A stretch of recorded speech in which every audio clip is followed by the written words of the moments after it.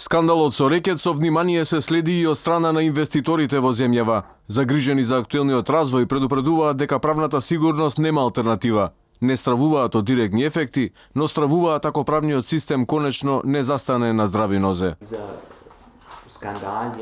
Овој скандал директно не ги засега инвеститорите, бидејќи нема допирна точка со нивната работа, но скандалот со специјалната јавна обвинителка е само сигнал дека во државата почнуваат да функционираат правосудните органи. Секаде каде што имало кризи и катастрофи, сме биле сведоци на расчистување на ситуацијата и поставување нови темели. Ова е единствениот начин земјава да има независно судство. Но она што директно ги засега компаниите е долгорочното планирање, правната сигурност, развојот на пазарот на труд, конкурентноста, проблемите во администрацијата. Овие забелешки германските инвеститори во континуитет ги доставуваат до власта.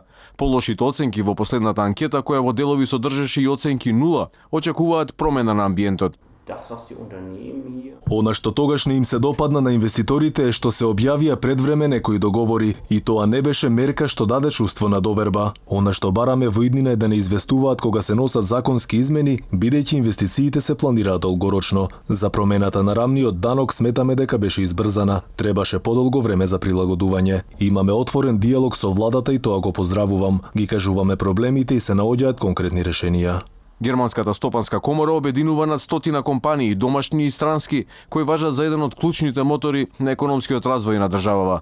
Германија е главен трговски партнер на Македонија, со која бележиме и суфицит во размената.